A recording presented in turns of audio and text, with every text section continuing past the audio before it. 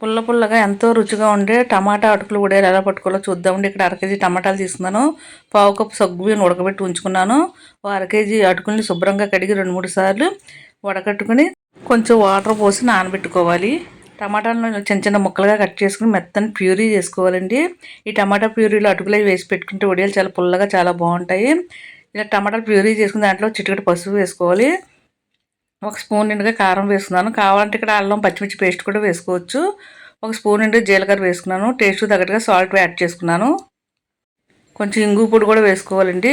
దీంట్లో నువ్వులు వేసుకోవాలి. నువ్వులు వేసుకుంటే కమ్మగా రుచిగా చాలా బాగుంటాయి. ఇక్కడ 2 స్పూన్లు నువ్వులు వేసుకున్నాను. కావాలంటే మరి కొంచెం కూడా వేసుకోవచ్చు.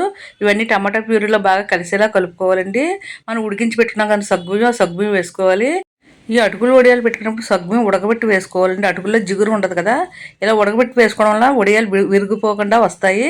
చాలా గుల్లగా చాలా బాగుంటాయండి. ఇలా ఉడకబెట్టిన సగ్గుబియ్యాన్ని వేసి ఈ టమాటా ప్యూరీలో బాగా కలిసేలా కలుపుకోవాలి. ఈ వడియాలు పప్పులోకి, సాంబార్లోకి, రైస్లోకి అయితే చాలా బాగుంటాయండి. పిల్లలతో ఒట్టి నోటితో తినేస్తారు. పసుపు కారం అన్నీ కలుపుకున్న తర్వాత అటుకులు నానబెట్టుకుని వేసుకోవాలండి.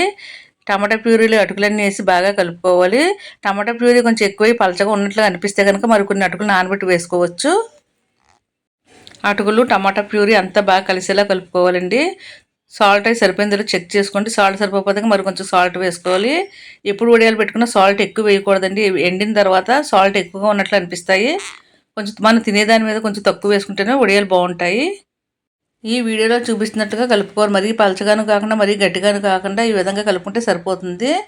కలిపిన వెంటనే వడియాలు పెట్టేసుకోవచ్చండి. ఏమి నానవసరం లేదు. ఇది చిన్న చిన్న ముద్దలా తీసి వడల్లా చేసుకుని పెట్టుకోవాలండి.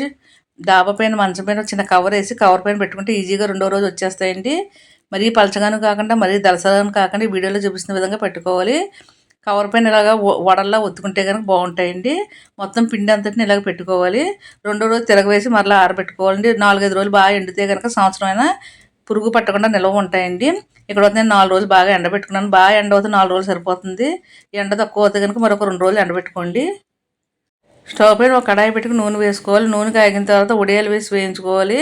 చక్కగా అటుకులు సగ్గుబియ్యం పొంగి చాలా బాగా వస్తాయండి. గుల్లగా కూడా వచ్చాయి. ఇలా మీకు ఎన్ని కావాలన్నీ వేసుకుని వేయించుకోండి. ఇక్కడ నేను 4 చెప్పున వేసి వేయించుకుంటాను. మీ కడాయిలు ఎన్ని పడతాయి అన్ని వేసి వేయించుకోండి. బాగా ఎండిన వడియాలను ఒక డబ్బాలో స్టోర్ చేసుకుంటే సంవత్సరం పైన నిల్వ ఉంటాయి.